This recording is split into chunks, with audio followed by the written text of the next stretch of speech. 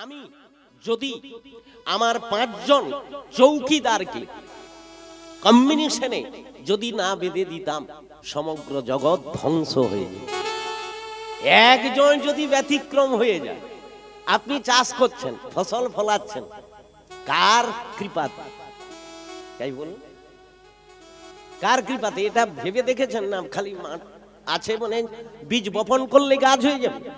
গাছ, একটি গাছ চারা গাছ হতে গেলে মাটির উর্বরা শক্তির প্রয়োজন, আলো বাতাস এগুলো প্রয়োজন, না হলে আপনি চাষ করতে ফসল ফলাতে পারবেন না। এই জন্য ভগবানের 5 জন হলো চৌকিদার, ভগবানের আজ্ঞাবহ দাস।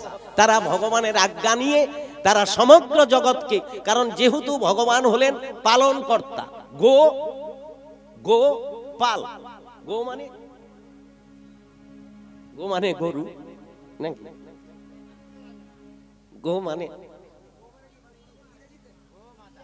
গো মানে যাওয়া, সে গো নয়। আরে ভগবানের নাম কি? গোপাল। তাহলে আগে গো তারপরে পাল নাকি? গো শব্দের অর্থ কি? গো শব্দের অর্থ বহুত আছে। আজ সে বাবু গরু বলতে অনেকে হাসছেন। গো শব্দের অর্থ গাভী। গো মানে ইন্দ্রিয়, আপনারা বলছেন ঠিক, কিন্তু এখানে গোপাল, গো মানে জননী, গো মানে পৃথিবী। পৃথিবীকে যিনি পালন করেন তার নাম হলো গোপাল। হরি বল, হরি বল। তাহলে তিনি পৃথিবীকে কিভাবে পালন করছেন? এই জন্য ভগবানকে পালন কর্তা বলা হয়। ব্রহ্মা সৃষ্টিকর্তা নাকি, আর বিষ্ণু পালন কর্তা। তাহলে এই যে পালন করছেন কিভাবে, এটা আমরা জানি না। অনেকে বলে আপনারা দিনরাত ভগবান বলছেন, আপনি ভগবানকে দেখেছেন? কেউ বলবেন কি? যদি দেখেননি তাকে এত কষ্ট করার কি দরকার ভোর 3টা থেকে উঠে? কি তো সেখানে বলা হচ্ছে ভগবান সাক্ষাতে আছে, আপনি তাকে দর্শন করতে পারছেন না। কিভাবে? ভগবানের সংজ্ঞাটা দিতে গিয়ে ওখানে কথাটা বলছেন, এই 5 জন চৌকিদারের মধ্যেই ভগবান আছে। 5 জন চৌকিদার কি কি? ক্ষিতি, অপ, তেজ, মরুদ, বোম। ক্ষিতি মানে মাটি, পৃথিবী। অপ মানে জল, তেজ মানে সূর্য, মরুদ মানে বাতাস, বোম মানে আকাশ। তাহলে আকাশ, বাতাস, আলো, জল, মাটি, এই 5 জন হলো ভগবানের চৌকিদার। তাহলে ভগবানের সংজ্ঞাটা প্রথম ভ শব্দের অর্থ হলো, শব্দের অর্থ ভূমি নাকি? তারপরে কি আছে? গো মানে গগন, গগন মানে আকাশ। তাহলে ভগবান বুঝতে পারছেন কোথায় আছে? এই যে তিনি যে পালন করছেন, বা শব্দের অর্থ বাতাস নাকি? আকার শব্দের অর্থ জল, আকাশ, আর শব্দের অর্থ নীর মানে জল। তাহলে এই যে জল, আকাশ, বাতাস, আলো, মাটি, এই যে 5 জন, এই 5 জনই হলো ভগবানের চৌকিদার। তারা আজ্ঞাবহ দাস, তারা সর্বদাই। আমরা ফেল করতে পারি ডিউটি, কিন্তু তাদের ডিউটি ফেল নেই। কি? আপনি আজ রাত জেগে নিলেন, আপনি কালকে বেলা 8টায় উঠতে পারেন, কিন্তু সূর্যদেব তিনি যদি মনে করে আজ বেশি অধিক রাত্রি হয়ে গেছে, কালকে আমি 8টায় উঠবো, হবে? এখন তিনি কিন্তু সর্বদাই তার ডিউটি করছে।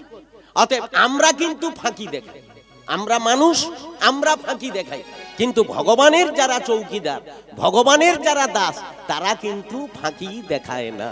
এখানে অনেক ভক্ত আছেন, তারা কিন্তু গুরুদেবের বাক্য নিয়ে তারাও কিন্তু ডিউটি দিয়ে যাচ্ছে। তার যে ডিউটি দিচ্ছে সে তার কাজ পাচ্ছে।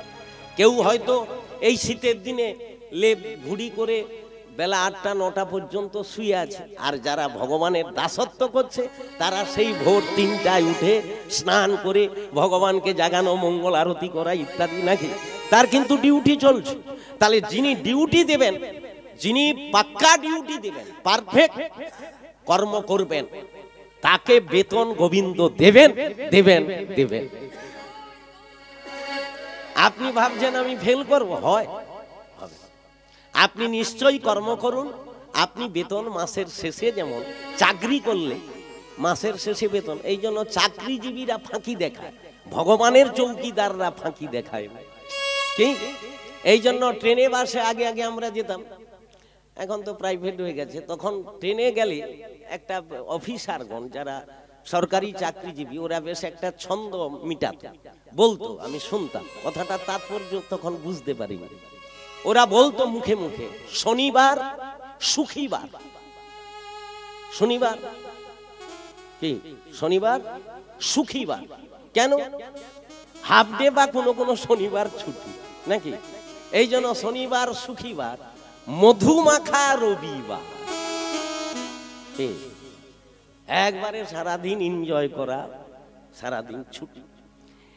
এরপর রবিবারের পরে কি বার আছে? সোমবার। এরপরে বলছে মুখ পোড়া সোমবার আসে কেন বারবার? সোমবার মানেই ডিউটিতে যেতে হবে। তা আমরা সব সময় ফাঁকি দেখাই। ভগবানের যারা আজ্ঞাবহ দাস, তারা কিন্তু ফাঁকি দেখায় না। আবার এই 5 জনের একেবারে কম্বিনেশন সূত্র এমন বাঁধা আছে, একজন যদি ব্যতিক্রম করে পৃথিবী ধ্বংস হয়ে যাবে, কেউ ধরে রাখতে পারবে না। এর কাছে কেউ যাচ্ছেন না। এই চিন্তাধারাগুলো মানুষ বাস্তবটা করে না বলেই ভগবানের সংজ্ঞা বুঝতে পারে না, ভগবানকে অস্বীকার করছে। কি বলছেন? যেমন মাটির উর্বরা শক্তি হবে কার দ্বারা?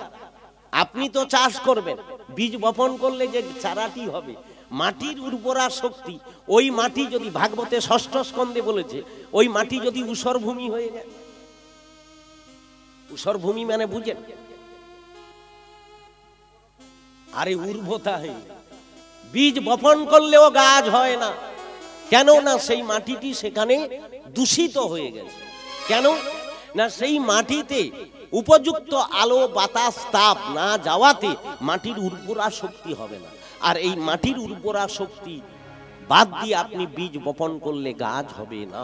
এই জন্য মাটির উর্বরা শক্তির প্রয়োজন। এই যে মাঝে মধ্যে 2-4 বছর অন্তর বন্যা প্লাবিত হওয়া ভালো, মাটির দোষ কাটবে।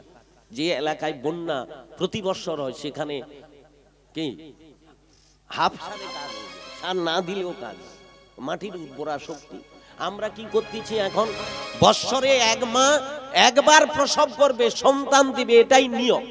আজকের দিনে পৃথিবী ধ্বংস হবার কারণ কি না? আমরা এত বুদ্ধিমানী হয়ে গেছি, অত্যাধুনিক সমস্ত বীজ, অত্যাধুনিক মেডিসিন ব্যবহার করছি, প্রয়োগ করছি কার উপর? মাটির উপর। আগে বৎসরে একবার চাষ হতো, এখন 3-4 বার কর্ষণ করা। বলুন, সেই মাটি, আপনার ঘরে যে মাটি, সে বৎসরে সন্তান গর্ভে ধারণ করবে, পৃথিবীর নিয়ম হলো কবার? 3 বার না 4 বার? একবার। আপনি এই মাটিকে কিভাবে টর্চারিং করছেন বুঝতে পারছেন? তাহলে নিজেদের মৃত্যুর ফাঁদ নিজেরাই তৈরি করছে, ঠিক না বল? বুঝতে পারছেন তো? কারণ আমরা অত্যাধিক পাওয়ার জন্য অত্যাধিক কর্ষণ করলে দিনে দিনে মাটির উর্বরা শক্তি থাকবে না। তবু ধরা দেবী ভাগবতে বলছেন, ধরা দেবীর উপরে যখন পৃথিবী বলছে আমি সব সইতে পারি, ভগবানের সব প্রাণী জগৎকে কৃপা করার জন্য, কিন্তু এই পৃথিবীর উপর যখন অধর্মের ভার বেড়ে যাবে, তখন কিন্তু পৃথিবী ধ্বংস হয়ে যাবে। হরি বল, হরি বল। কারণ পৃথিবী আছে বলেই ধর্ম আছে, নাকি? হ্যাঁ কিনা? পৃথিবী আছে বলেই ধর্ম আছে না? ধর্ম আছে বলে পৃথিবী আছে? ধর্ম আছে বলেই পৃথিবী দাঁড়িয়ে আছে। ধর্ম যেদিন, এই ভাগবতে এই ধরা দেবীর আমরা 3 বার চরিত্রের কথা শুনতে পাবো। যখন পরীক্ষিত মহারাজের শাসনকালে আসেন, কলি যখন এসে গেল, তখন কিন্তু ধরা দেবী একেবারে তার সমস্ত কিছু নিয়ে তিনি কাঁদতে কাঁদতে তিনি চলে যাচ্ছেন। কারণ ধর্ম দিনে দিনে সত্যযুগে 4 ভাগ ধর্ম ছিল, ত্রেতাতে 3 ভাগ, দাপরে 2 ভাগ, আর কলিতে 3 ভাগ মিথ্যা 1 ভাগ। তাও তার উপরে দাঁড়িয়ে ওখানে বলছে ভাগবত, একটি চতুষ্পদ প্রাণীর 3টি পদ চলে গেলে এক পায়ে দাঁড়াতে পারবে? তাহলে ধর্ম কিভাবে দাঁড়িয়ে আছে বুঝতে পারছেন? যে কোনো মুহূর্তেই ধ্বংস হয়ে যাবে।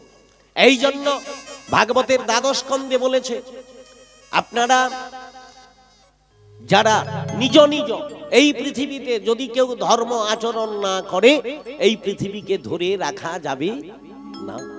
এখনো যারা ধর্মকে রক্ষা করার প্রয়াস করছে, নিজ নিজ ধর্ম, এই জন্য গীতাতে বললেন সর্বধর্ম পরিত্যজ্যং মামেকং শরণং ব্রজ। তাহলে সর্বধর্ম মানে আজ্ঞা সর্বধর্ম মানে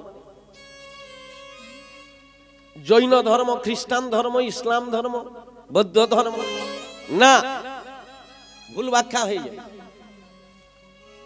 স মানে নিজ।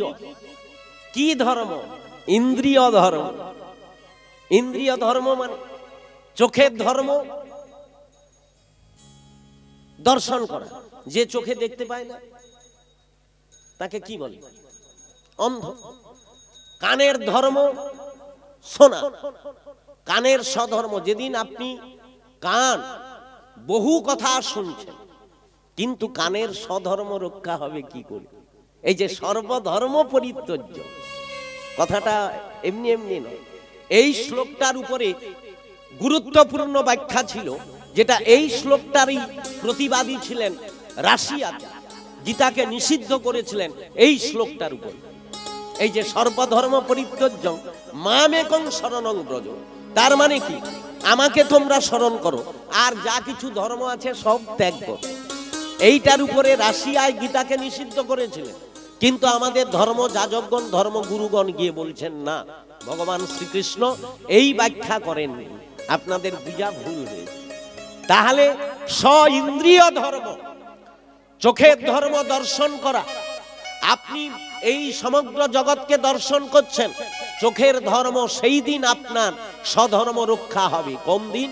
এই চোখ দিয়ে যেদিন আপনি ভগবানের স্বরূপ দর্শন করতে পারবেন। হরি বল, হরি বল। কানের স্বধর্ম, কানে বহু কথা, আজে বাজে কথা শুনছেন, কানের স্বধর্ম সেই দিন রক্ষা হবে শ্রবণ ইন্দ্রিয়ের, যেদিন আপনি এই হরিবাসরে এসে হরি কথা শ্রবণ করবেন। এই এতক্ষণ যে বসছেন আপনার কানের স্বধর্ম রক্ষা। জুহার স্বধর্ম সেই দিন রক্ষা হবে। এই জুহাতে আপনি অখাদ্য কুখাদ্য খাচ্ছেন, এই জুহায় স্বধর্ম রক্ষা কোন দিন হবে? না, যেদিন আপনি ভগবানের প্রসাদ গ্রহণ করতে পারবেন। আজকের এরা প্রসাদ দেবে, যারা নিত্য প্রসাদ সেবী তাদের তো বালাই নেই, কিন্তু আমরা তো সকলে নিত্য প্রসাদ সেবী নয়। না আছেন? এখানে হাত তুলতে বললে ছোট করব না কাউকে, হয়তো 20টারও হাত উঠবে কি 50টা, সবাই তো হাত তুলতে পারবেন না, কারণ আমরা জুহার স্বধর্ম রক্ষা করি না। হাতের স্বধর্ম, হাত দিয়ে বহু কর্ম করছেন, এই স্বধর্ম সেই দিন রক্ষা হবে যেদিন আপনি এই হাত দিয়ে গোবিন্দের চরণে একটু ফুল তুলসী দান করবেন। হরি বল, হরি বল। এই সূত্রে বলা হলো সর্বধর্ম পরিত্যজ্যং মামেকং। মামেকং মানে আমাকে, আমাতে সমস্ত ইন্দ্রিয়গুলো তুমি অর্পণ করো। তাহলে কি হবে? আত্মেন্দ্রিয়, চৈতন্য চরিতামৃতে বলছে, আত্মেন্দ্রিয় প্রীতি ইচ্ছা তারে বলি কাম, আর কৃষ্ণেন্দ্রিয় প্রীতি ইচ্ছা ধরে প্রেম। যতদিন আমরা এই ইন্দ্রিয়গুলোকে এই জড় জগতে লাগিয়ে থাকবো, তার স্বরূপ হবে কাম। যেদিন এই ইন্দ্রিয়গুলোকে কৃষ্ণমুখী করাতে পারবো, তার স্বরূপ হবে প্রেম। তবে এই কৃষ্ণমুখী করতে গেলে আপনাকে কিন্তু সদ্গুরুর চরণ আশ্রয় গ্রহণ না করলে আপনি এই ইন্দ্রিয়গুলোকে কৃষ্ণমুখী করতে পারবেন কোনো মতে নয়। যে যতই মুখে বাহাদুরি কথা বলুক না কেন, এই যে সাধারণ লোক আমাদের কাছে বলে বাদ দেন তো, মালাও লিয়ার দরকার নাই, তিলকও করার দরকার নাই, কোনো কিছু করার দরকার নেই। মন ঠিক থাকলে সব ঠিক নাকি? মনে মনে করলে হয়ে যাবে, বলে না? বলে বলে তো, আপনি মনে মনে করবেন ভালো, আপনার মন ঠিক আছে বলে আপনার কোনো দরকার নেই, আমার মন ঠিক নেই বলে আমার এগুলো দরকার আছে, বলে দিবেন। আবার যারা বলছে যে আমার মন ঠিক আছে, আদৌ সে মনের ডেফিনেশনটাই জানে, তাকে যদি আপনি ঘুরে বলেন যে আপনার মনটা দেহের কোন জায়গায় আছে, এইটা নির্বাচন করুন, তারপরে ঠিক আছে কি ঠিক আছে বুঝলেন? তাই বলুন, কে কে বলতে পারে? আমরা তো মনের উপরেই ডিপেন্ড করি বেশি। মম তোরে বুঝাই, বহু লালন ফকির থেকে বহু লেখক লেখিকা মনের উপরে বহু গান লিখেছে, মনকেই নিয়ে। আমাদের ইন্দ্রিয় কটি?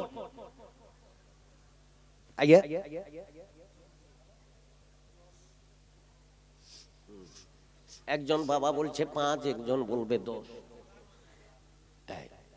তাহলে একাদশ ইন্দ্রিয়, কারেক্ট, সঠিক। 5টি কর্মেন্দ্রিয়, 5টি জ্ঞানেন্দ্রিয়, মনকে নিয়ে একাদশ নাকি? এটা তো গীতাতে বলছে। এইবার আমার 10টি ইন্দ্রিয়ের বহিঃপ্রকাশ আছে, খুব এই কথাটা সামান্য কথা নয়। আমরা কথায় মুখের কথা বলি কিন্তু ব্যাখ্যা আদৌ বুঝি না। আমাদের 10টি ইন্দ্রিয়ের বহিঃপ্রকাশ আছে। হাত বললে হাত দেখাবেন, চোখ বললে চোখ দেখাবেন, কান বললে কান দেখাবেন নাকি? আচ্ছা, আপনাকে যদি বলা হয় আপনি মনটা দেখান, মন দেখাতে পারবেন? কেন? এখন যাকে দেখাতে পাচ্ছি না, বুঝতেই পাচ্ছি না, তাকে কন্ট্রোল করবেন কি? হাত আপনি কন্ট্রোল করে নিতে পারেন। একটা পশুকে হত্যা করতে যাচ্ছেন, কেউ টেনে দিবে, আপনি অন্য কথা শুনছেন, আপনাকে টেনে দিবে। কিন্তু মনকে কন্ট্রোল করবেন কি করে? মন তো আপনি বাইরে দেখাতেই পারবেন, দেখাবেন কেউ? মনটা কি? ইন্দ্রিয়। এই জন্য গীতাতে বললেন, চঞ্চল হি মন কৃষ্ণ প্রমাথি বলবৎ দৃঢ়ং তৎসং নিগ্রহং মন্যে বায়ুরিব সুদুষ্করম। বাতাসের থেকে আরো দ্রুতগামী মনকে কন্ট্রোল করবেন কে? মহাপুরুষ আছে, অতীব চঞ্চল। গীতাতে এমনি এমনি এই শ্লোকটার গুরুত্ব রাখেন। অর্জুন বলছে, হে মাধব, হে বাসুদেব, এই চঞ্চল মনকে স্থির করব কি করে? চঞ্চল হি মন কৃষ্ণ প্রমাথি বলবৎ দৃঢ়। তাহলে একে এক জায়গায় কেন্দ্রবিন্দু করব কি করে? তাহলে ওটি এখন আমরা আগে বুঝি যে মনটা আমাদের, তাহলে বাইরে নেই মন, তাহলে কোথায় আছে? আজ্ঞা ভিতরে। এক বাক্যে তো মানলাম ভিতরে। এইবার ভিতরে কোন জায়গাটা? আরে হাতের জায়গায় হাত আছে, চোখের জায়গায় না, চোখের জায়গায় কান আছে। আজ্ঞা মনটা কোথায় আছে? এইখানেই কুপাকা দেবে, এইখানেই কুপাকা দেবে। হায় সে বাবু বলে ঢেবরি নিয়ে আছে, হায় সে বাবু মাথায় হাত, এর হায় সে বাবু কইবে যেখানটায় ধক ধক করছে। এইখানে কনফিউজ পড়ে যাবেন, মারাত্মক কথা। হ্যাঁ, মন অত সোজা জিনিস না। আমরা এগুলো বলি বাবা, কিন্তু এত গুরুত্ব দেই না।